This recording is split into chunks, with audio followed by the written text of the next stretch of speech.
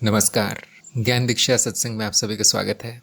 ज्ञान दीक्षा सत्संग में आपके कार्यक्रम का संचालन होता है। आपके प्रश्नों के उत्तर देने का मैं प्रयास करता हूँ, सत्यापन में सहायता करता हूँ। परीक्षाएं आदि होती है और आपकी साधना में मैं सहायता करने का प्रयास करता हूँ।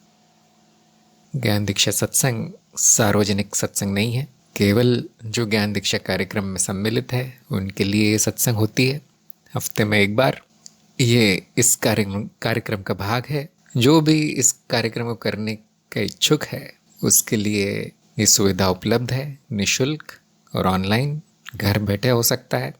जो सुपात्र है वो आवेदन कर सकते हैं। तो सभी के प्रश्न आमंत्रित है। यदि किसी कोई शंका हो, कोई प्रश्न हो, सत्संग में पूछ सकते हैं। ध्यान दीजिए कि सत्संग में कुछ सिखाया नहीं जाता, कोई प्रवचन नहीं होगा, केवल प्रश्नोत्तर। शालिनी का प्रश्न आया है, कर्म या व्यवहार में ध्यान और साक्षी भाव दोनों विपरीत दिशा में लगते हैं। चरण 3 में केवल सत्यापन और परीक्षा की चिंता करनी चाहिए, न कर्म की, न व्यवहार की, न ध्यान की, न साक्षी भाव की, क्योंकि वो सब होगा नहीं अभी आपसे। वो चरण 4 में सिखाया जाता है। अगर ऐसा कुछ विचित्र प्रश्न है, विचित्र शंका है, तो उसका यही अर्थ है कि अभी आपको उसमें प्रवीण होना है। ऐसा क्यों लग रहा है, वैसा क्यों लग रहा है, क्योंकि अभी तक सीखा नहीं है आपने करना। तो अभी केवल मूल ज्ञान पर ध्यान दीजिए। क्या आपने मूल ज्ञान सत्यापित कर दिया? क्या आपने परीक्षा उत्तीर्ण कर ली? उसके बाद देखेंगे ये सब क्या होता है, कर्म, व्यवहार, ध्यान, साक्षी भाव। उसके बाद बहुत आसान है। जो बिना सत्यापन के, बिना परीक्षा उत्तीर्ण किए साक्षी भाव या कुछ और कर रहा है, तो मेरे हिसाब से वो ठीक नहीं चल रहा कार्यक्रम। फिर कार्यक्रम में चरणबद्ध और अनुशासन के साथ चलना बहुत ज़रूरी है, तभी वो सार्थक होगा। सत्यापन पे इतना महत्व क्यों दिया गया है सत्यापन को? क्योंकि उसी के बाद आप कह सकते हैं कि मुझे ज्ञान हुआ है, ये मेरा ज्ञान है, कह सकते हैं। कहीं सुना हुआ नहीं है मैंने जाना है, तभी कह सकते हैं जब आपको प्रमाण मिल जाए। प्रमाण सत्यापन से मिलेगा। सत्यापन अप्रोक्ष अनुभव और तर्क से ही होगा, और कोई तरीका नहीं है। जो आपको बताया गया है उसमें सत्य असत्य जानना ज़रूरी है। उसके बाद साधना आसान हो जाती है। फिर कोई शंका नहीं आएगी कि ये क्या हो रहा है, वो क्या हो रहा है। इसलिए चरणबद्ध रखा गया है इसको। जब तक आपका ज्ञान आपका ना हो जाए, कोई साक्षी भाव नहीं आएगा, ना समझ में आएगा कि वो क्या है। जैसे अक्सर मैं कहता हूँ ना कि शक्कर की मिठास के बारे में सुनना और शक्कर खा लेना दोनों अलग अलग बातें हैं। पहला केवल श्रवण है और दूसरा अपरोक्ष अनुभव है। अब सत्य है कि वो शक्कर मीठी है, पहले सुना हुआ है कि शक्कर मीठी है, जानते नहीं आप। अब उस मिठास का स्वाद कैसे नहीं आएगा जब तक आपने केवल सुन रखा है किसी और के मुंह से। तो आप जान नहीं पाएंगे कि ये सब क्या है, कौन सी साधना करनी है, कहाँ जाना है, मुझे क्या करना है। कभी ध्यान मन में आएगा, कभी कर्म आएगा, कभी कुछ आएगा, सब उलझन सी रहेगी, अंधकार सा रहेगा। इसलिए देखिए आपका ज्ञान कहाँ पहुँचा है। देखिए अनंता ने पूछा है कि अनुभव और अनुभवकर्ता एक ही है परंतु अनन्य भी है, इसको तर्क से कैसे समझे। देखिए तर्क से भी समझ सकते हैं, आप अपने अनुभव से भी जान सकते हैं। अनन्य का अर्थ है कि एक दूसरा नहीं हो सकता। द्वैत के स्तर पे आप ये अप्रोक्ष देख सकते हैं कि अनुभव करता अनुभव नहीं है, और अनुभव अर्थात जो प्रकट है आपके सामने वो अनुभव करता नहीं हो सकता। ये आपका प्रत्यक्ष अनुभव है, ये आपके सामने हो रहा है। अगर कुछ और हो रहा है तो मुझे देख कर बताइए। हो सकता है किसी को अनुभव करता प्रकट हो जाए किसी के सामने, बड़ी मुश्किल हो जाएगी, क्योंकि ज्ञान मार्ग बंद करना पड़ेगा फिर उस दिन से। एक अनुभव को दूसरा अनुभव हो जाए, अब सब गलत हो गया, सारा ज्ञान मार्ग गलत है। इसलिए वो अनन्य है, क्योंकि यही देखा गया है, यही सत्य है। और ये द्वैत के स्तर पर है। जब हम कहते हैं एक है तो स्तर बदल गया, अब अद्वैत का स्तर है। अब यहाँ ना अनुभव है अलग से, ना अनुभव करता है, दोनों एक हो गए, अलग अलग नहीं रहे। अब भेद नहीं जाना जा सकता अब यहाँ। इसीलिए तो कहते हैं कि एक हो गए वो अद्वैत।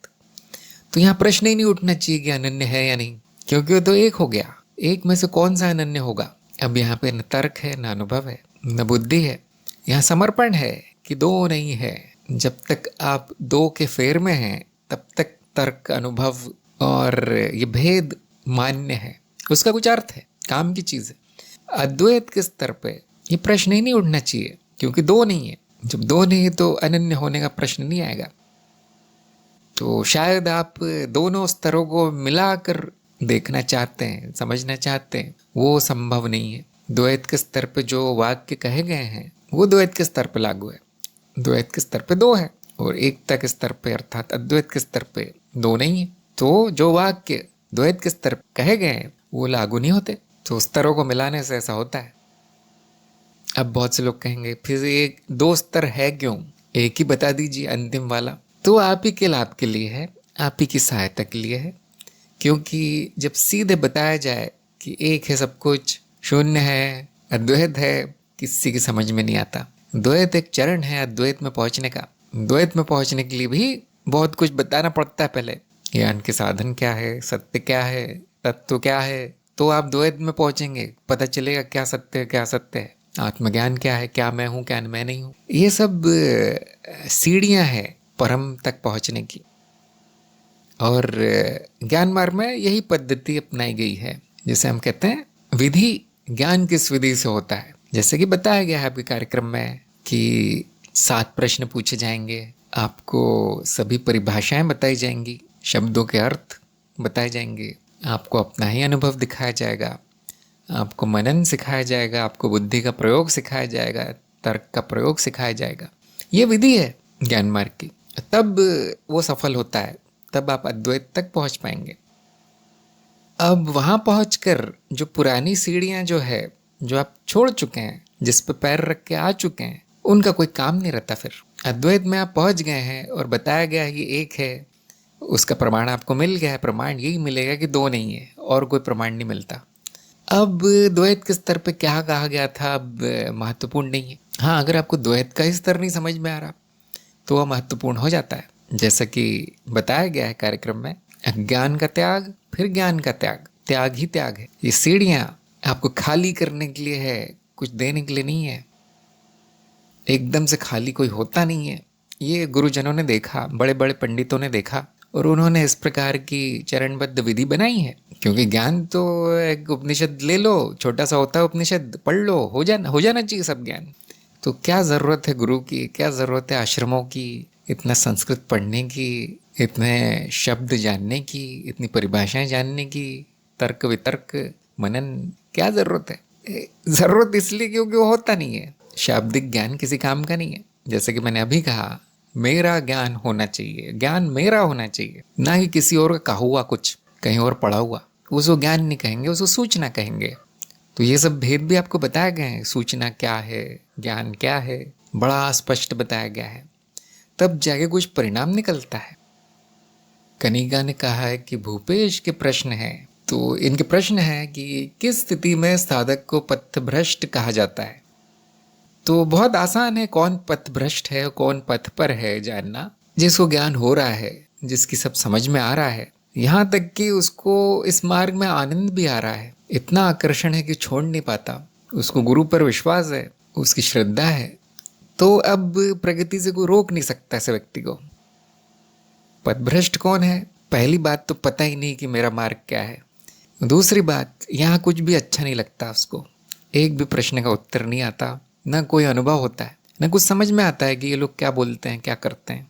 और गुरु लगता है कि मेरा दुश्मन है, तो कहा जाएगा कि ये मार्ग आपका नहीं है, ऐसा हम समझा के कह देते हैं। लेकिन कड़वी सच्चाई है कि पथभ्रष्ट हो गया, गलत मार्ग पे आ गया। शायद किसी ने बता दिया होगा कि यहाँ चले जाओ, ये मिलेगा, वो मिलेगा, यहाँ ये चमत्कार हो जाएगा, वो चमत्कार हो जाएगा, तो आ तो गया, परंतु कोई लाभ नहीं हो रहा उसको। तो आम भाषा में हम ऐसा कहते हैं कि ये आपका मार्ग नहीं है, यहाँ मत आओ, यहाँ समय बर्बाद मत करो। अब कुछ साधक ऐसे भी हैं जिनको थोड़ा सा संघर्ष करना पड़ता है। शुरुआत में उनको लिखना नहीं आता, हिंदी इतनी अच्छी नहीं होती, या अंग्रेज़ी कार्यक्रम करते हैं तो अंग्रेज़ी भी अच्छी नहीं होती, या उनको कुछ विशेष तर्क समझ में नहीं आते जो ज्ञान मार्ग में दिए जाते हैं, या मैं ये क्यों करूं ये समझ में नहीं आता, आत्मज्ञान क्यों लूं समझ में नहीं आता। ये बड़ी सामान्य सी बात है, इसको पथभ्रष्ट नहीं कहा जाएगा, इसको इतना कहा जाएगा कि शंका आई है उसके मन में, नया नया है, पथभ्रष्ट नहीं है। कम से कम वो प्रयास कर रहा है मार्ग में चलने का, निर्देश लेता है, निर्देशों पे काम करता है, अपनी मन मर्जी से नहीं चलता। कठिन है थोड़ा उसके लिए, लेकिन भ्रष्ट नहीं कहा जाएगा पूरी तरह से। हम ऐसे मामले में कहते हैं कि देखो प्रयास कर लो, कुछ महीने, कुछ वर्ष, इस गुरु के पास नहीं तो उस गुरु के पास, इस आश्रम में नहीं तो उस आश्रम में देख लो। अगर आपको पूरा विश्वास है कि ज्ञान मार्ग ही मेरा मार्ग है तो कर लो प्रयास, लेकिन बहुत ज़्यादा नहीं करना है। क्योंकि बड़ा विचित्र मार्ग है कि जिसका ये मार्ग है, जो इस मार्ग के सुपात्र है, जैसा कि मैंने कहा, उनके लिए बहुत आसान है। 1-2 घंटे से ज़्यादा नहीं है यहाँ पे काम ज्ञान मार्ग में। ज्ञान होने में इतना ही समय लगता है। आप गिन सकते हैं कितने घंटे का अपना हमारा कार्यक्रम है। श्रवण वाला भाग 20 वीडियो में से 10 वीडियो तो ज्ञान मार्ग की जानकारी है। सत्य किसे माना गया है, साधन किसे माना गया है, साधक के गुण क्या है, अज्ञेयता क्या है, ये सब बताने में 10 वीडियो चले गए। उसके बाद आखिर के 2 या 3 वीडियो साक्षी भाव क्या है और मनन क्या है, ये सब बताने में चले जाते हैं। तो जो 7-8 वीडियो हैं, मान लीजिए 15-20 मिनट के, उतना ही है ज्ञान। उसमें से भी 2-3 बातें ही कठिन है समझना, 2-3 बातें कठिन है समझना। सबसे कठिन जो मुझे लगता है, जो मेरे सामने आता है, वो है माया, कि जगत को माया क्यों बोला। वो भी बड़ा कठिन है समझना। क्यों? मैं अनुभव करता हूँ ये तो बहुत आसान है, शरीर नियम बहुत आसान है। ये सब 1-2 ही जगह है जहाँ पे एक बुद्धिमान साधक संघर्ष करता है, और वो संकेत से, मेरे बताने से, ये थोड़ा मनन कर लेने से, अपनी मान्यताओं पे प्रश्न चिन्ह लगा देने से ठीक हो जाता है, वो ज्ञान हो जाता है।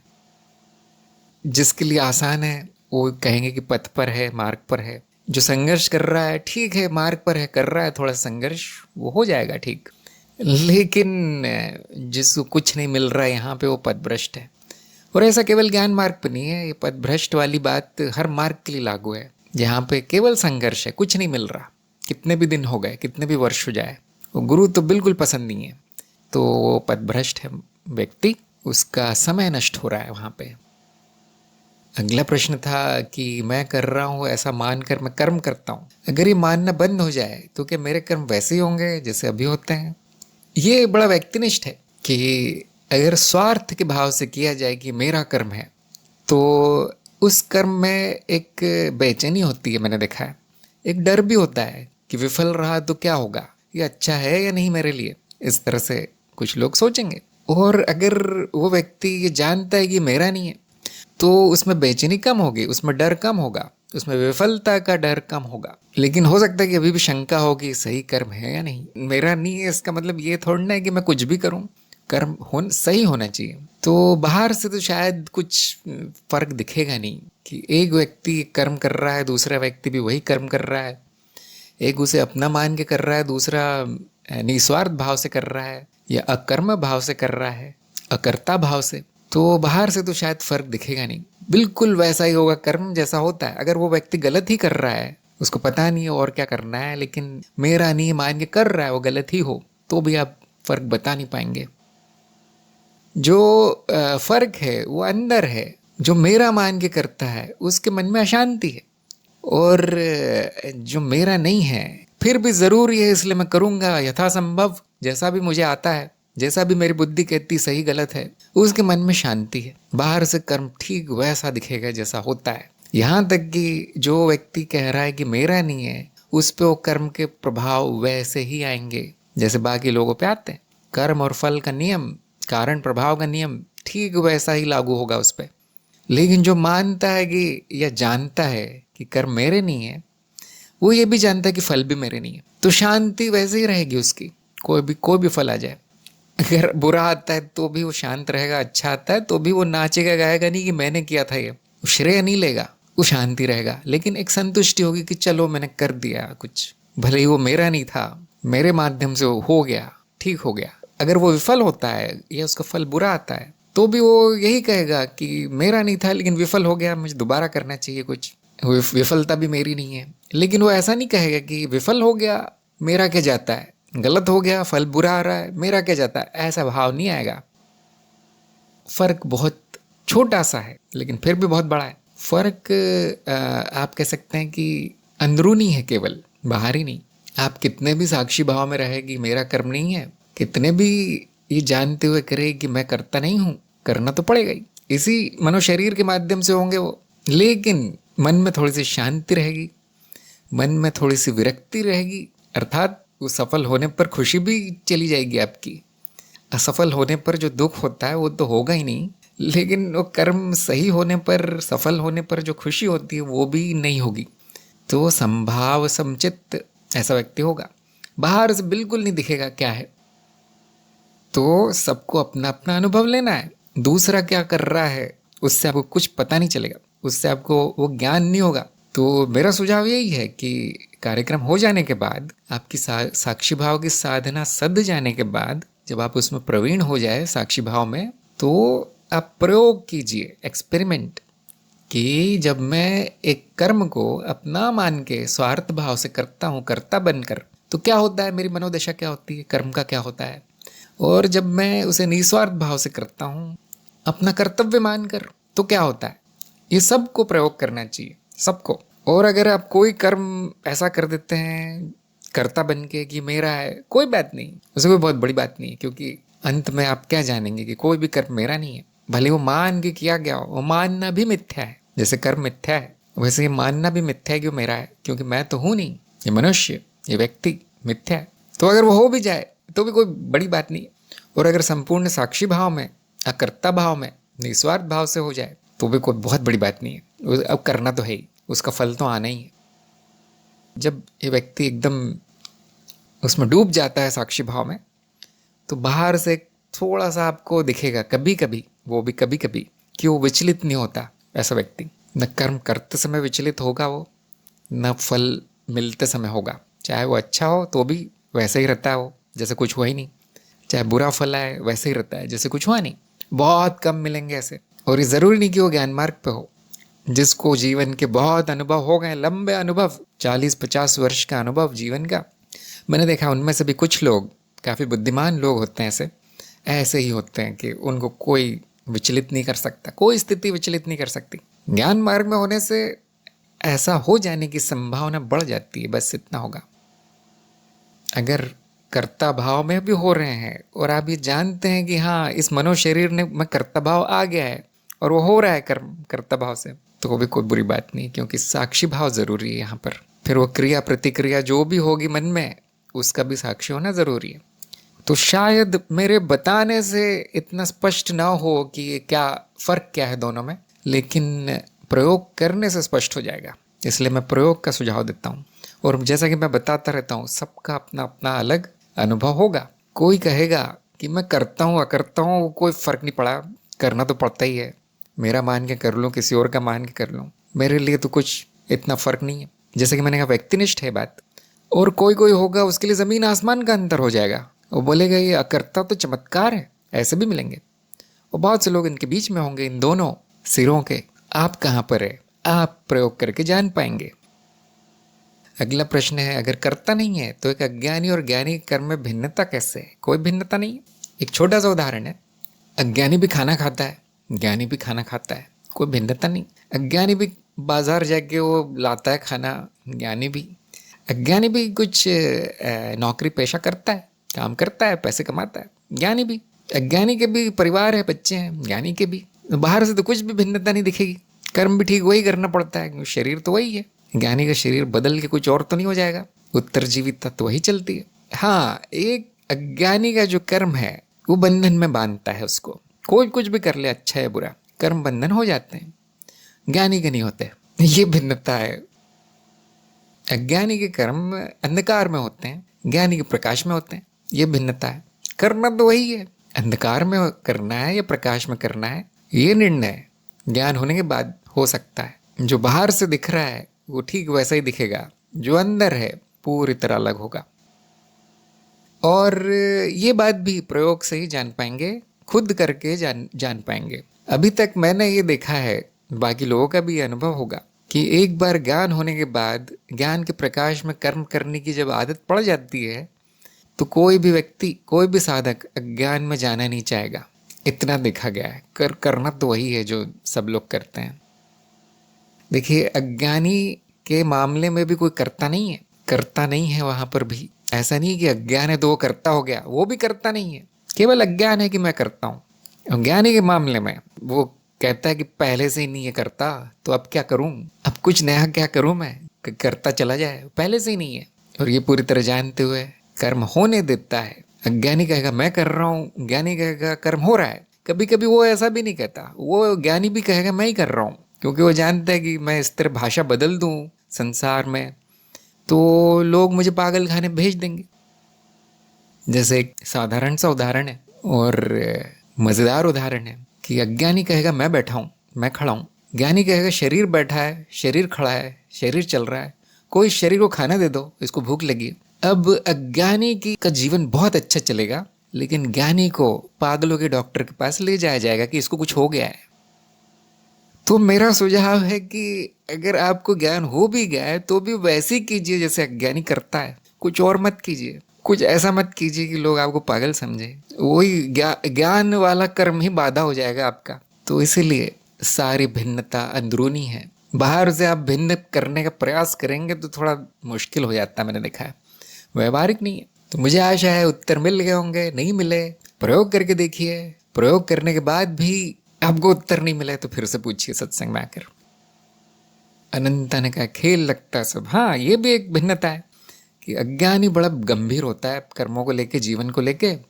ज्ञानी को खेल लगता है वो सब, वो खेल ही खेल में घबराएगा भी, रोएगा भी, परेशान भी होगा, गुस्सा भी होगा। वो बाद में बोलो, पूछो कि तुम तो ज्ञानी हो, ऐसे कैसे, तो वो कहेगा ये भी तो खेल है, मैं थोड़ा ना परेशान हूँ, मुझे थोड़ी गुस्सा आता है, मैं तो असीम शांति हूँ।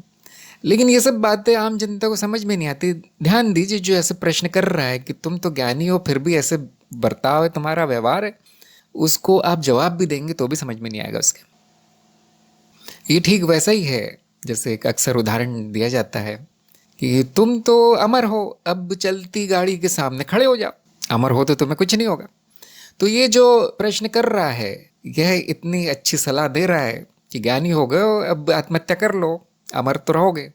तो उसको जवाब देने के बाद भी कुछ नहीं होगा, उसको जवाब नहीं समझ में आएगा। तो उसको ये बताना कठिन होगा कि मैं शरीर वाली अमरता की बात नहीं कर रहा, मैं अनुभव करता वाली अमरता की बात कर रहा हूँ, मैं ब्रह्म की बात कर रहा हूँ। उसको बिल्कुल नहीं समझ में आएगा। तो मैंने क्या देखा है कि जो ज्ञानी जन होते हैं, खासतौर से जो काफ़ी वर्षों से ज्ञान मार्ग पर हैं या ज्ञान हो चुका है, वो कभी प्रकट नहीं करते कि वो ज्ञानी है, कभी नहीं, जब तक कि बौद्धिक बात ना आ जाए। जैसे अज्ञानी को कोई किताब लिखने को या सत्संग करने को बोल दे कोई, तो होगा नहीं उनसे, वहाँ पता चल जाता है कि वो अज्ञानी है। ज्ञानी के लिए बाएं हाथ का खेल है, किताबें लिखना, ग्रंथ पढ़ना, ये सब छोटी मोटी बात। तो जब भी वो संसार में होता है तो प्रकट नहीं करता, क्योंकि शायद वो अपने अनुभव से सीख गया है कि मुझे अलग नहीं दिखना है, और इसलिए कोई जान नहीं पाता कि ज्ञानी क्या है, अज्ञानी क्या है। कुछ विशेष स्थितियों में ही ज्ञान प्रकट होगा, भिन्नता दिखेगी। जैसे अज्ञानी से आप दर्शन शास्त्र का प्रश्न पूछ लीजिए, विज्ञान का प्रश्न पूछ लीजिए, तंत्र का प्रश्न पूछ लीजिए, तो आपको तुरंत दिखेगा कि इसको कुछ नहीं आता, पहले वाक्य में ही पता चल जाता।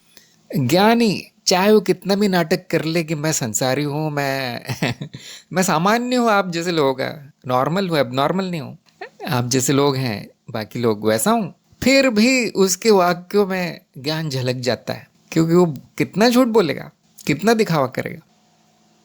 जैसे उसको अपने आसपास अच्छा वातावरण मिल जाता है, ज्ञानी जनों की संगत मिल जाती है, उसे ज्ञान प्रकट हो जाता है, या फिर उसका व्यवहार भी प्रकट हो जाता है कि हाँ, ज्ञानी जैसा व्यवहार बाकी जगह नहीं लगेगा। बाकी आपको गुरु, शिष्य, साधक, पंडित सब वैसे ही दिखेंगे जैसे रास्ता चलते लोग। वो दिखावा करना भी नहीं चाहते कि मैं बहुत बड़ा ज्ञानी हूँ, नहीं कोई नहीं बताना चाहता, क्योंकि ऐसा दिखावा इसलिए करना पड़ता है ताकि संसार बाधा न बन जाए, विघ्न ना आए हमारी साधना में। ये एक बड़ा विषय है। फिर भी सब लोग सोचिए इस बारे में, आपको भी यही करना है। थोड़ा बहुत आप नए शुरू में आप अगर दिखाने का प्रयास करेंगे कि मैं ज्ञान मार्ग में हूँ, मैं ब्रह्म हूँ, तुम लोग मिथ्या हो, आपको वहीं पता चल जाएगा कि मैंने गलती की मैं करता नहीं हूँ, फिर भी ये कर्म मैंने किया तो गलत है।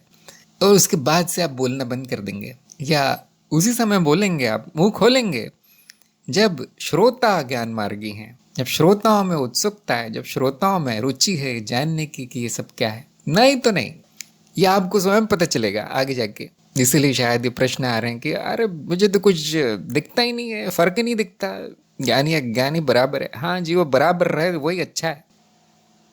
परमांश ने पूछा है, ज्ञान मार्ग साधना को 100% नहीं देने का एक कारण महत्व बुद्धि है। इसका अर्थ है ज्ञान को इतना महत्व नहीं दिया गया है, किसी और चीज को ज्यादा महत्व दिया गया है। ऐसे में आपने कहा है कि संकल्प शक्तिशाली होना चाहिए, तो संकल्प शक्तिशाली कैसे किया जाए? इस संकल्प वाले विषय पर एक वीडियो है ज्ञान रतन में। आजकल ये सुविधा आ गई है, ज्ञान मार्ग की वेबसाइट पे वीडियो खोज नाम से यंत्र बना है। उस पे आप संकल्प शब्द डालेंगे तो 2 4 5 वीडियो मिल ही जाएंगे संकल्प को मैं, तो वो ज़रूर देखिए। सभी को मैं सुझाव दूंगा ऐसे कि खोज करके वो वीडियो देखने चाहिए, क्योंकि ये प्रश्न बहुत आते हैं हमेशा ही। हर व्यक्ति का ये प्रश्न होता ही है कि मेरा ध्यान भटक जाता है, मेरी बुद्धि किसी और को ही महत्व दे रही है, मेरा काम कुछ और ही है ज्ञान छोड़ के, मेरा संकल्प शक्तिहीन है, कमज़ोर है। तो मैं आपको संक्षेप में बताता हूँ, वो वाले वीडियो भी देखिए सारे के सारे। लेकिन संकल्प शक्तिशाली तब होगा जब ज्ञान आपका जीवन लक्ष्य हो जाएगा। दूसरी चीज़ों का महत्व क्यों आ गया है, ज्ञान का महत्व क्यों नहीं अभी? क्योंकि शायद वो काम, वो बातें, वो चीज़ें आपका लक्ष्य है। हाँ, इस साहिल ने लिंक भेजा है। अगर आपको संकल्प नाम से ना मिले, कोई और होगा, तो शायद कोई और ही आपका लक्ष्य है, ज्ञान नहीं, इसलिए वो शक्तिशाली नहीं हो रहा है। मैं एक उदाहरण देता हूँ कि एक व्यक्ति भूखा है तो उसका लक्ष्य होगा खाना। हमेशा खाने के उदाहरण आते हैं, जनता बहुत अच्छे समझती है बातें। तो क्या वो किसी और चीज़ को महत्व देगा? अगर वो 2-3 दिन से भूखा है तो क्या उसको हम सिनेमा घर ले जाएं कि बहुत मनोरंजन है, या सिनेमा में बैठो, क्या खाते रहते हो? उसको नहीं महत्व लगेगा उसका, क्योंकि उसकी भूख बहुत है। अब उसका संकल्प इतना शक्तिशाली होगा कि कुछ भी करने को तैयार है खाने के लिए। तो ध्यान दीजिए, आपकी भूख कौन सी है, किस चीज़ की भूख है, अपने आप शक्तिशाली हो जाएगा। अगर ज्ञान की भूखा है व्यक्ति, कई जन्मों से उसको नहीं मिला है, तो इस जन्म में इस समय अपने आप उसका संकल्प सबसे शक्तिशाली वही होगा। तो कैसे किया जाए, कैसे का कोई तरीका नहीं है, ज़बरदस्ती नहीं हो सकता, बनाया नहीं जा सकता उसको, वो होता है। जैसे मैंने बताया कि मेरा तो पेट भरा हुआ है, अब मैं भूखा कैसे हो जाऊं, संभव नहीं है। देखिए, वो अपने आप होता है। अब दूसरी बात कि दूसरी चीज़ों को महत्व दिया जा रहा है, हो सकता है वो ज़रूरी हो, ऐसा नहीं है कि वो व्यक्ति में कोई रुचि नहीं है ज्ञान के लिए। हो सकता है कि सच में ज़रूरी हो बातें, इसलिए ज्ञान को बाजू में रखा गया है, नंबर 2 नंबर 3 पे आया है ज्ञान, और बाकी जो महत्व है वो किसी और बात को दिया जा रहा है। तो इसे हम कहते हैं, इसके 2 नाम हैं, एक तो है अतृप्त इच्छा और दूसरा है अशुद्धि। अगर ये दोनों हैं तो भी 100% महत्व नहीं दिया जाएगा, संकल्प शक्तिशाली नहीं होगा, क्योंकि वो अतृप्त इच्छा है, वो इतनी शक्तिशाली होगी कि ज्ञान को वो हटा देगी पहले नंबर से। या अशुद्धि। अब अशुद्धि का जो विषय है वो बड़ा लंबा है, तो उसको मैं ज़्यादा नहीं बताऊंगा, सबका अलग अलग होगा। यहाँ कोई अशुद्धि होगी जो कि आपका संकल्प क्षीण कर देती है, भुला देती है, उसका महत्व समाप्त कर देती है, वो सबकी अलग अलग होगी, इसलिए यहाँ बताना ठीक नहीं है। यहाँ पर ऐसा होगा कि वो व्यक्ति चाहता तो बहुत है कि मैं साधना को 100% दूँ, अपना समय, अपनी सारी ऊर्जा, लेकिन कुछ ना कुछ हो जाता है, या तो कोई इच्छा है या तो कोई अशुद्धि, और ये शुद्धिकरण वाले चरण में प्रकट हो जाता है। शुद्धिकरण का चरण बड़ा महत्वपूर्ण है, चरण 6 है शायद, हाँ चरण 6। और फिर वो पहले क्यों नहीं करवा देते, हम पहले साधना क्यों बताई है 3 महीने कम से कम, क्योंकि तभी पता चलेगा कि वो साक्षी भाव क्या करने से चला जाता है, कौन सी स्थिति में आ जाता है, कौन सी स्थिति में चला जाता है। तो आप स्वयं जान पाएंगे कि क्या है जो मेरा संकल्प बिगाड़ देता है। अगर ऐसा कुछ नहीं है तो यही समझना चाहिए कि भूख नहीं है, ये जीवन लक्ष्य नहीं है ज्ञान। फिर कैसे शक्तिशाली करूँ, ये प्रश्न नहीं आना चाहिए। पहले वो कीजिए जो आपके जीवन लक्ष्य है, ज़बरदस्ती नहीं करना है साधना। जैसे कि साधना की परिभाषा है, देखिए, जिसमें आनंद आए वो साधना है, जिसको छोड़ने का मन न करे वो साधना है। जिससे प्रेम हो जाए, वो साधना है। संकल्प की कौन सोचता है यहाँ पे? कौन शुद्धि अशुद्धि इच्छाओं की सोचता है? कोई नहीं। अगर वो मेरा मार्ग है, वो मेरी साधना है, तो वही होगा, अब कुछ और नहीं होगा। देखिए कितना स्पष्ट है ये बात। फिर भी आपको लगता है कि मेरे को अपना संकल्प ही अच्छा करना है और तो कुछ परेशानी नहीं है, तो देखिए थोड़ा सा विधियाँ दी गई हैं संकल्प शक्ति बढ़ाने की, दोहरा कर, उसके लाभ सामने रख कर, समझ कर, मन को समझा कर, महत्व जान कर कि महत्वपूर्ण है।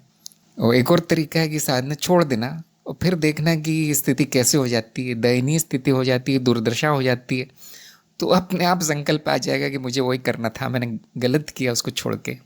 ऐसे तरीके हैं। देखिए आपका कहाँ पर, आपकी समस्या कौन सी है, क्योंकि इसका एक सूत्र नहीं, एक फॉर्मूला नहीं है, व्यक्तिनिष्ठ है। शालिनी ने कहा है विज्ञान भी सत्य को तर्क से स्थापित करता है, पर उसमें से हम कुछ अपने अप्रोक्ष अनुभव में नहीं ला सकते, तो क्या ज्ञान मार्ग में हमें उसे अनदेखा करना चाहिए? विज्ञान में तो कोई सत्य होता नहीं है, विज्ञान में विसत्य, ज्ञान में सत्य। लेकिन ये बात सच है कि विज्ञान में भी जो नियम आदि हैं उसको अनुभव और तर्क से ही स्थापित किया जाता है, और कोई तरीका है ही नहीं ज्ञान लेने का। चाहे वो विज्ञान हो, चाहे वो आध्यात्मिक ज्ञान हो, कोई और तरीका है नहीं, अप्रोक्ष अनुभव और तर्क। लेकिन वो माया के संदर्भ में स्थापित किए जाते हैं, और कोई वैज्ञानिक बोलेगा नहीं कि ये सत्य है, कभी नहीं बोलते हो कि सत्य है। वो कहते हैं सिद्धांत है, ऐसा देखा गया है, ये मेरा प्रयोग कहता है। विज्ञान के साथ सत्य को जोड़ना ठीक नहीं है, वो वैज्ञानिक बात नहीं कही जाएगी, फिर सटीक नहीं होगा वो कहना। सत्य हमेशा दर्शन शास्त्र का विषय है, विज्ञान का विषय नहीं है सत्य। दर्शन शास्त्र में तय होता है क्या सत्य होगा, क्या सत्य होगा। तो यदि आप उसको अप्रोक्ष अनुभव में नहीं ला सकते तो आपके किसी काम का नहीं, फिर क्या करेंगे? वो ना वो सत्य है, ना वो आपका अनुभव है, तब क्या करेंगे उसका? क्या उसे अनदेखा करना चाहिए? देखिए आपकी रुचि है तो आप उसके बारे में सुन सकते हैं, उसके बारे में पढ़ सकते हैं कि ये लोग क्या कर रहे हैं, क्योंकि बड़ा रोचक होता है, वो रसपूर्ण होता है विज्ञान। लेकिन फिर आपको ये भी देखना है कि मेरे उपयोग का है या नहीं, क्योंकि देखिए विज्ञान का केवल उपयोग हो सकता है, वो ज्ञान नहीं दे सकता। आपको आध्यात्मिक प्रगति नहीं करवा सकता विज्ञान, आपकी आध्यात्मिक प्रगति में आने वाली बाधाओं को ज़रूर दूर कर सकता है। तो देखिए आपके लिए उपयोगी है क्या, वो जो बताया गया है वैज्ञानिकों ने जो खोजा है, वो मेरे लिए उपयोगी है या नहीं? उपयोगी है तो उपयोग कर लो, अब मत सोचो सत्य है कि असत्य है, मेरा अनुभव है या नहीं है। उपयोगी है, अब नहीं सोचना है। ठीक यही हमारा रवैया तंत्र के विषय में भी है। तंत्र पूरी तरह माया है, आप जानते हैं, माया का अध्ययन तंत्र। विज्ञान भी वही है, लेकिन क्योंकि विज्ञान भौतिकता पर ज़्यादा केंद्रित है आजकल, तो हम सीधे सीधे नहीं बोलते कि आप लोग माया का अध्ययन कर रहे हो, किसी वैज्ञानिक को पसंद नहीं आता है सुनना। तो हम कहते हैं ठीक है, आप बिल्कुल वास्तविक इस दुनिया का अध्ययन कर रहे हैं, आप बिल्कुल सही है। और अगर कुछ मिल जाए काम का तो उसका उपयोग कर लेना है। ऐसे ही तंत्र में कुछ काम का मिल जाए, वो काम कर रहा है आपके लिए, तो उपयोग कर लेना है। अनदेखा कब करना है? जो अब आप किसी काम का नहीं है, ना आपकी आध्यात्मिक प्रगति में वो सहायक है, ना आपको उसमें रस आता है, ना आपको समझ में आता है, क्योंकि विज्ञान का क्षेत्र तो बहुत बड़ा है, हर चीज़ तो समझ में नहीं आएगी हमें। आपके क्षेत्र में आपके काम का क्या है, देखिए उपयोगी है या नहीं, उपयोग कर लीजिए, उपयोगी है तो अनदेखा मत कीजिए। और आपके किसी काम का नहीं है, वो उपयोगी नहीं है, तो रुचि देखिए, आपको रस मिलता है उसमें, मज़ा है उसमें, तो ठीक है, जान लीजिए उसको। प्रयोग करना है तो कर लीजिए, नहीं तो फिर छोड़ देना है कि हमें क्या करना है उसका। जैसे कि मैंने कहा विज्ञान का क्षेत्र इतना बड़ा है कि हर चीज़ तो हम जान नहीं पाएंगे, सबका तो अप्रोक्ष अनुभव लेना ही संभव नहीं है, इतनी खोजें हुई हैं, इतना विराट है वो। तो हमारा क्षेत्र, या आप उस विज्ञान के क्षेत्र में मान लीजिए, और आध्यात्मिक साधक भी हैं, तो आपके क्षेत्र में आपके काम का जो विषय है, केवल उसका अप्रोक्ष अनुभव लेना आपके लिए अच्छा रहेगा, हर चीज़ का नहीं। और ऐसा ही होता है, किसी भी वैज्ञानिक को ले लीजिए, केवल अपने क्षेत्र में उसको अनुभव होता है, वहाँ पे वो कह सकता है कि मैंने अपनी आंखों से देखा है, ये मैंने सिद्ध किया है। और जो ऐसा करता है उसकी प्रतिष्ठा बहुत होती है, उसका मान सम्मान बहुत होता है, उसने जो घटना खोजी है उसी के नाम से रख दी जाती है, उसका नाम से जानी जाती है वो। तो अपने क्षेत्र में अप्रोक्ष अनुभव ज़रूरी है। विज्ञान के क्षेत्र में, विज्ञान की बात करें तो बाकियों का उपयोग देखना है बस। और ये बात बिल्कुल सच है कि विज्ञान भी तर्क और अप्रोक्ष अनुभव आधारित है। क्यों? विज्ञान ज्ञान मार्ग की शाखा है। जो विज्ञान का जो दर्शन है वो ज्ञान मार्ग का दर्शन है। इस पर सबको खोज करनी चाहिए। अगर किसी को शंका हो तो देखना चाहिए जाकर कि वैज्ञानिक विधि क्या होती है, कैसे खोज होती है, कैसे सत्यापन होता है, कैसे मिथ्याकरण होता है, कैसे प्रमाण ढूंढा जाता है। क्या कहीं लिख देने से वो सत्य मान लिया जाता है विज्ञान में? आप लोग देखिए ये सब बातें। तो मुझे उम्मीद है उत्तर आ गया होगा। उपयोगिता सूत्र है, मूल मंत्र है। उपयोगी क्या है आपके लिए? ना हो उसका अप्रोक्ष अनुभव, कोई बात नहीं। योगेश ने कहा है, एक उदाहरण से समझा दीजिए। मानते हैं कि 3 व्यक्ति किसी बगीचे में घूम रहे हैं, जिनमें एक साक्षी भाव में, दूसरा चलित ध्यान में और तीसरा सामान्य भाव में है, जिसमें अधिकतर व्यक्ति रहते हैं। तो इन तीनों के अनुभव में क्या भिन्नता होती है और इन तीनों में किस प्रकार की स्मृति या स्मृति में जमा होती है? तो वो चलित ध्यान तो पता नहीं क्या है। तो मैं मान लेता हूँ किसी प्रकार का ध्यान होगा जो करते रहते हैं लोग ध्यान। तो तीनों के अनुभव एक जैसे होंगे। बगीचे में घूम रहे होंगे, बगीचे का ही अनुभव होगा। किस प्रकार की स्मृतियाँ उन तीनों में होगी? जो न ध्यान में न साक्षी भाव में, वो उनको सच मानेगा। सच के वर्ग में डाला जाएगा वो अनुभव कि ये सब सच है, बगीचा सच है, पेड़ पौधे सच है, मैं भी सत्य हूँ। जो साक्षी भाव में है उसके लिए सपना है, सपने के वर्ग में डाला जाएगा कि अब ये सपना चल रहा है इस समय, ऐसा जाएगा स्मृति में। जो ध्यान में वही जाने, क्योंकि ज्ञान मार्ग में कोई ध्यान नहीं है। लेकिन शायद उसकी स्मृति बड़ी स्पष्ट होगी क्योंकि उसने ध्यान दिया है अपने चलने पर, अपने अनुभव पर, अपनी इंद्रियों पर 100% ध्यान। तो उसकी स्मृति बड़ी स्पष्ट छपेगी। जबकि जो तीसरा व्यक्ति है वो 5 मिनट भूल जाएगा, वो कहाँ गया था, क्या बोला था, क्या खाया था, भूल जाते हैं वो लोग। और जो साक्षी भाव में है उसकी स्मृति में वही छपेगा जो अति आवश्यक है, बाकी की उसकी चिंता नहीं। ना भी छपे तो बिल्कुल सही है। तो हो सकता है कि आपको उत्तर मिल गया हो। मेरा सुझाव यही है कि दूसरे लोग क्या होता है, दूसरे लोग दूसरी साधना कर रहे हैं, कोई साधना नहीं कर रहे हैं, उनके अंदर क्या होता है ये जानने का प्रयास व्यर्थ है। क्यों जानना चाहते हैं? अज्ञानी के कर्म कैसे होते हैं, हमें क्या करना है, कैसे होते हैं? आपके वैसे नहीं होने चाहिए ना। अगर आप बगीचे में घूम रहे हैं साक्षी भाव में, तो आपको अपने अनुभव और स्मृति के बारे में सोचना है। दूसरे लोगों से आपको क्या करना है? हाँ, मैं जानता हूँ जिनको साक्षी भाव नहीं है, जिनका, उनके मन में एक जिज्ञासा होगी कि इसका फायदा क्या है।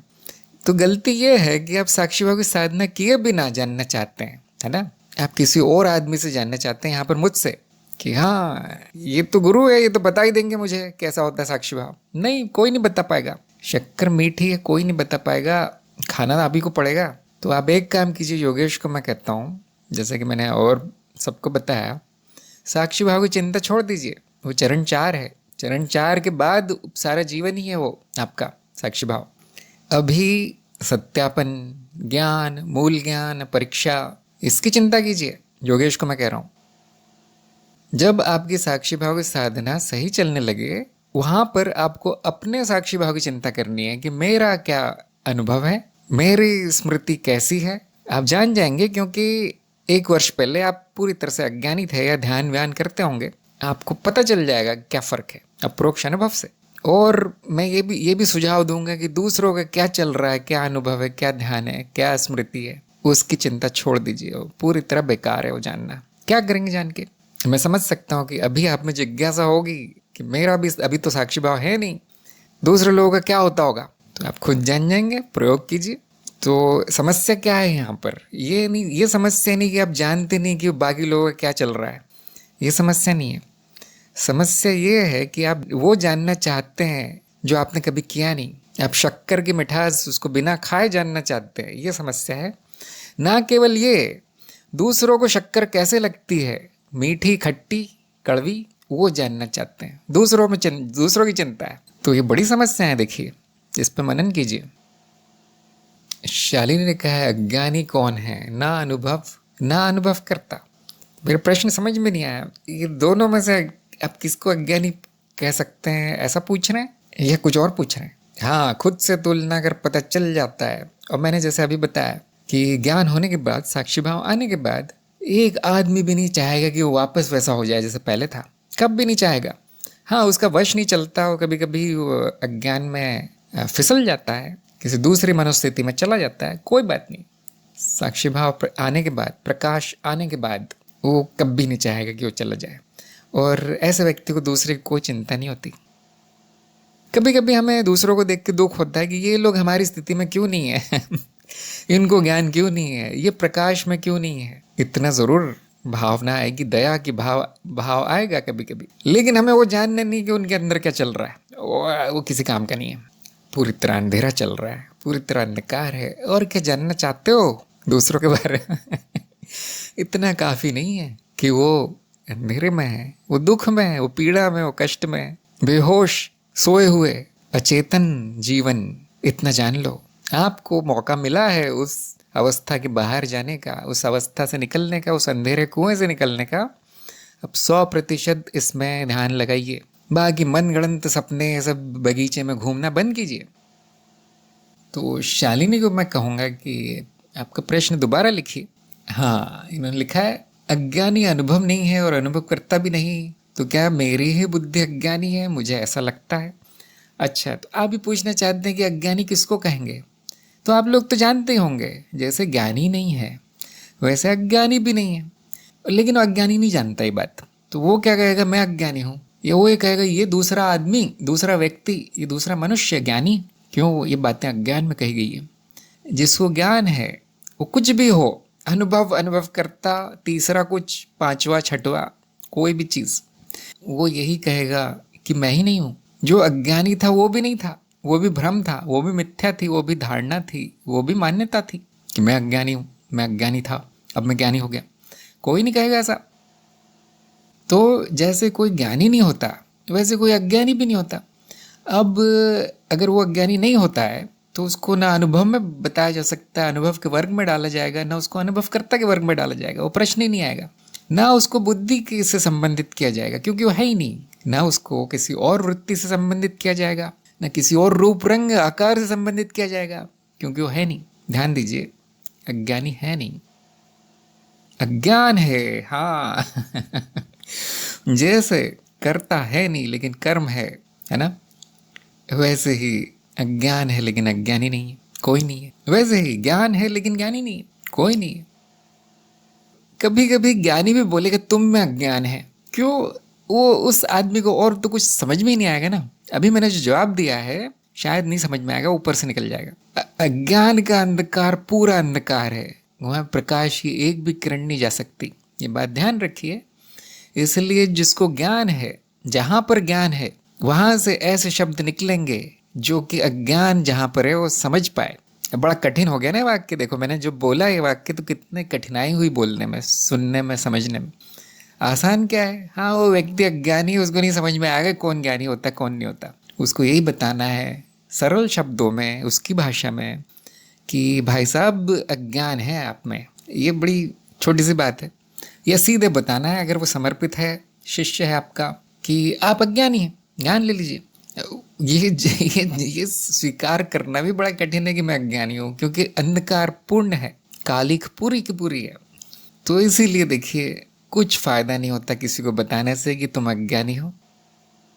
किसी को कितनी भी जटिल भाषा में आप बता दे कि वहाँ पर जो भी प्रकट है वहाँ पर अज्ञान प्रकट है, बुद्धि में अतार्किक रचना है, किसकी समझ में आएगा? अज्ञानी की कभी नहीं समझ में आता। अज्ञानी की खासियत क्या है कि वो अपने आप को ज्ञानी मानता है, सब कुछ आता है मुझे, मैं होशियार हूँ, सबसे होशियार मैं ही हूँ, यूट्यूब में ऐसे आ जाते हैं तो कोई फ़ायदा नहीं होता। उनको नहीं बताया जा सकता कि अज्ञानी भी नहीं है, ज्ञानी भी नहीं है, न बुद्धि की समस्या है न कुछ और है, बुद्धि भी मिथ्या है। कहाँ डालेंगे आप, किसको दोष देंगे? देखिए अस्तित्व में अनंत संभावना है, और बुद्धि की भी संभावना है कि जीवों में बुद्धि होगी वो इतने प्रगति कर जाएंगे, विकास कर जाएंगे जहाँ बुद्धि होगी। और बुद्धि में हर प्रकार की संभावना है कि वहाँ पे अतार्किक संबंध भी बनेंगे, तार्किक भी बनेंगे, हर प्रकार की संभावना है। अब यहाँ पे ज्ञानी और अज्ञानी को लाना ही गलत है। जैसे कि मैंने कहा संभावना मात्र है, कौन, किसका, क्यों, कैसा, ये प्रश्न आने ही नहीं चाहिए। बस ऐसा है, इस समय ऐसा है, ये वाला अनुभव अज्ञान से आया, वो वाला अनुभव ज्ञान से आया। इससे ज़्यादा क्या कहेंगे? लेकिन जैसा कि मैंने कहा, व्यवहारिकता में ये सब बोलना बेकार सा है, किसी की समझ में नहीं आता। शालिनी ने कहा, मुझे अपना ज्ञान दिखता है। बहुत अच्छी बात है। दिख गया मतलब प्रकाश है ना, कुछ दिख रहा है मतलब प्रकाश है वहां पर, नहीं तो नहीं दिखता। जैसे कि मैंने कहा, अज्ञान का अंधेरा पूर्ण होता है, नहीं दिखता वो।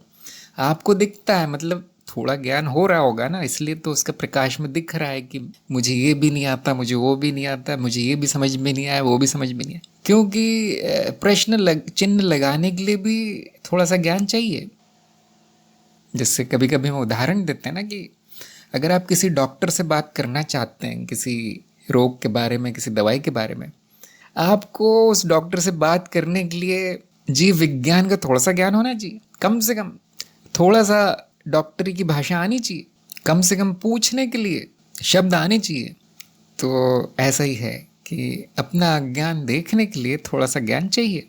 लेकिन जब पूर्ण ज्ञान होगा आपको, तो यही पता चलेगा कि वो मेरा नहीं है। अपना कहना ही गलत है, मेरा नहीं है कुछ भी। ना ज्ञान मेरा है, ना ज्ञान मेरा है, यही ज्ञान होगा। इसी को कहते संपूर्ण ज्ञान। क्या अब मेरा नहीं रहा वो ज्ञान होने के बाद छूट गया? नहीं, पहले से ही मेरा नहीं, आगे भी कुछ मेरा नहीं होगा, यही ज्ञान है। तो अज्ञानी को ढूंढना बंद कर दीजिए। ज्ञानी को तो बिल्कुल नहीं ढूंढना है, ऐसा कोई होता नहीं है। न बुद्धि में देखना है, न कहीं और देखना है, न स्मृति में देखना है, न अनुभव में ढूंढना है, न अनुभवकर्ता में। न वो कभी था, न वो कभी होगा। आप देखिए कि मेरी रुचि कहाँ है, मुझे क्या चाहिए, मेरी इच्छा क्या है, इतना तो दिखता ही होगा। क्या मेरी इच्छा स्वयं को जान लूँ ऐसी है? हो गया काम, समाप्त। जो मैं स्वयं को नहीं जानता था तो क्या मैं अज्ञानी था? अब क्या करना है? अब क्या करना है हमें? मुझे मेरा ज्ञान हो गया मतलब वो सब मिट गया, समाप्त हो गया, मैं ही मिट गया। अब कौन ज्ञानी कौन अज्ञानी, हमें क्या करना है? मुझे क्या करना है? किसे करना है? जो है ही नहीं, करने वाला ही नहीं है, समाप्त हो चुका है। शायद समझ में आया होगा, मैं थोड़ी सी कविता लगा दी पीछे उसके। तो इन्होंने कहा है कि मैं इन सब से बाहर आना चाहता हूँ। हाँ, आप किन किन सब चीज़ों से बाहर आना चाहते हैं उसकी एक सूची बनाइए, एक लिस्ट बनाइए। जैसे कि मैंने कहा, इच्छा क्या है वो ज़रूरी है। चाहना मतलब क्या है? चाहती हूँ मतलब इच्छा है कोई आपकी, है ना? ये छोड़ दीजिए अज्ञान क्या है, ज्ञान क्या है, इच्छा बताइए अभी क्या है। तो आपने लिखा इन सब से, इस सब से मतलब सब क्या है, मतलब बहुत सारी चीज़ें होंगी, है ना? उनकी एक लिस्ट बनाइए, सूची बनाइए, मुझे भेज दीजिए। मुझे सीधे संदेश भेज दीजिए टेलीग्राम में, हम आपको सबसे बाहर निकाल देंगे। जैसे ही मैं है, चाहना है, मतलब अभी बहुत कुछ बचा है आप में तो। देखिए, आपके वाक्य में मैं भी आ गया और चाहत भी आ गई, और अब बाहर भी जाना है आपको। तो कोई बात नहीं, ये इच्छा होना ज़रूरी है। भेज दीजिए मुझे कहाँ से बाहर आना है, हम आपको बाहर लाने का प्रयास ज़रूर करेंगे।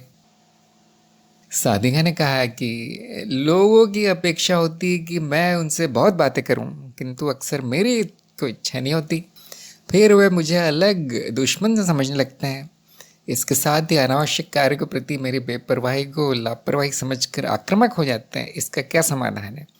देखिए, समस्या तो आप हैं, दूसरों से क्या अपेक्षा रखना। समस्या तो आप हैं, समस्या की जड़ साधिका है, तो समस्या आप है तो समाधान भी आप ही हैं, है ना? मैंने ऐसा क्यों कहा? क्योंकि कोई तो मजबूरी होगी जो आप उन लोगों के साथ हैं जिनका आचरण ऐसा हो गया है। कोई तो मजबूरी होगी जो आपको झेलना पड़ रहा है, वो लोगों के साथ जीवन बिताना पड़ रहा है।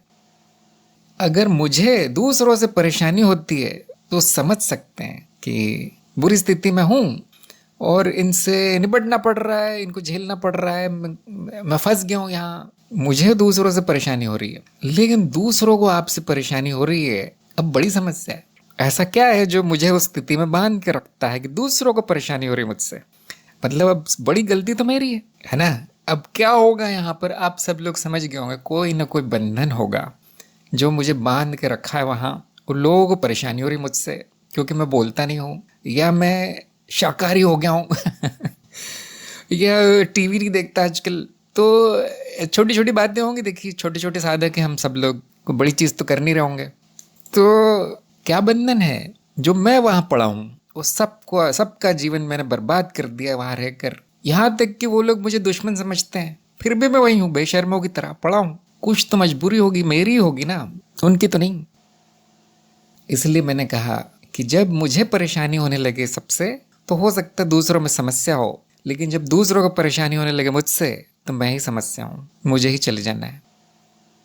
साधक की नियति है अकेला हो जाना, क्योंकि बात तय है कि सबको आपसे परेशानी होने लगेगी। आप मुंह खोलेंगे उनको परेशानी हो जाएगी।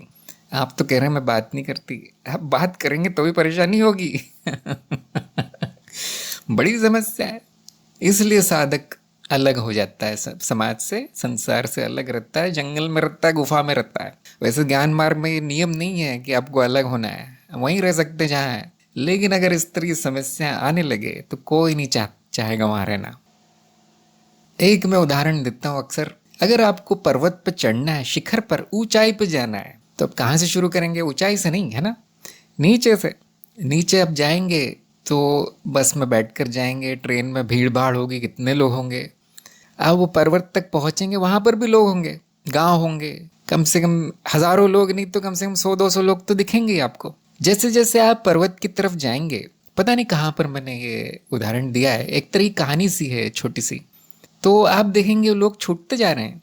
अब बस कुछ किसान विसान काम करते हुए, एक आध छोटा सा मंदिर सुनसान, उसमें पुजारी बैठा हुआ एक आध दिख जाएगा, छूटने लगेंगे। देखिए, ध्यान दीजिए कहानी पे। थोड़ा और ऊपर की तरफ जाएंगे, अब एक आध साधु सन्यासी ऐसे चले आ रहे हैं, अनजान से, बेजान से।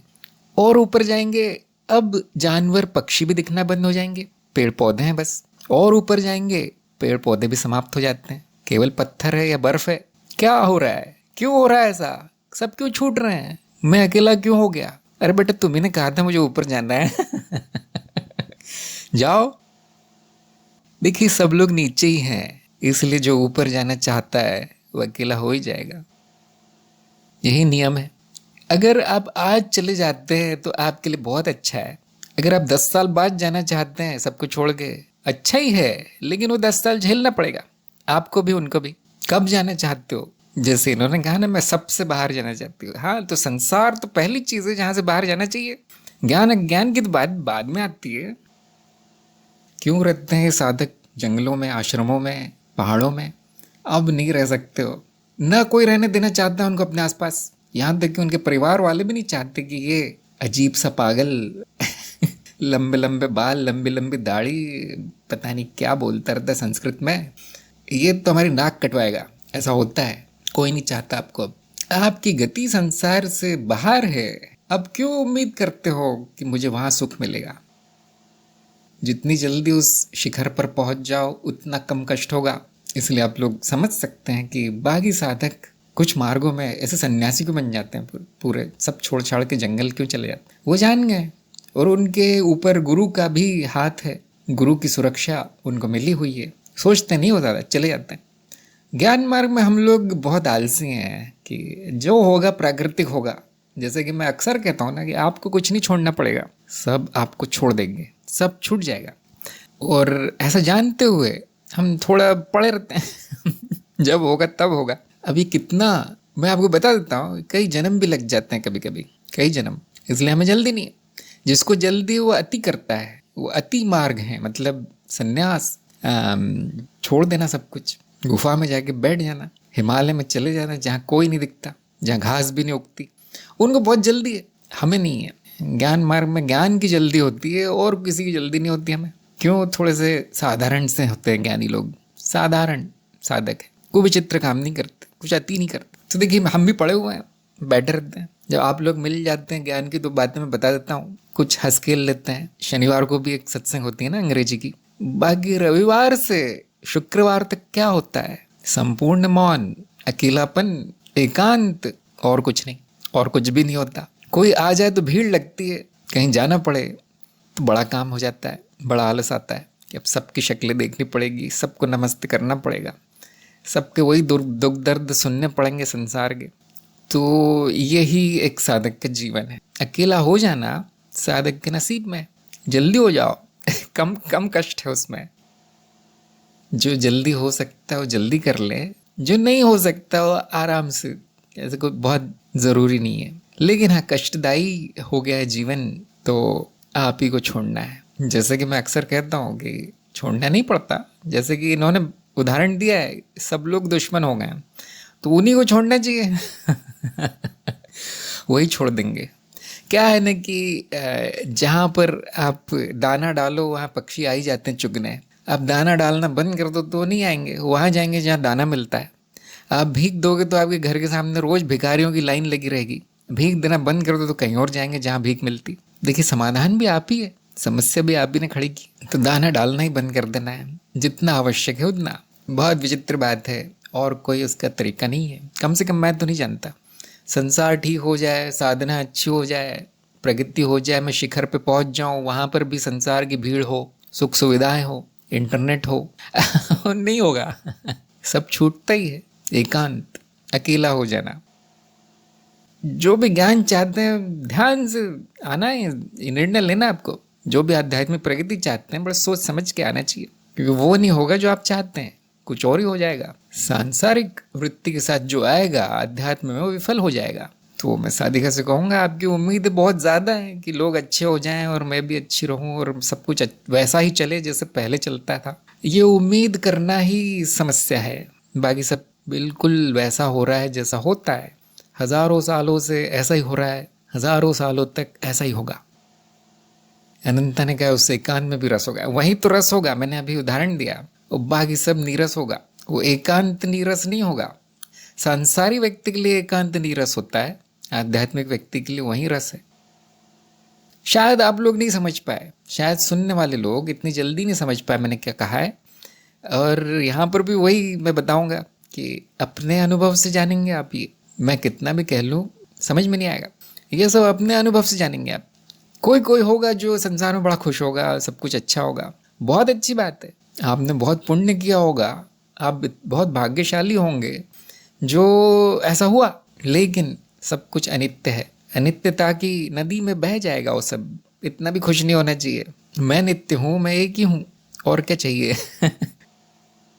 तो यहाँ पर सत्संग समाप्त करते हैं। जिनके प्रश्न बच्चे हैं वो अगली बार पूछ सकते हैं। सभी तैयारी जारी रखिए, अपने मार्ग पर चलते रहिए। सभी का सत्संग में आने के लिए बहुत बहुत धन्यवाद। नमस्कार।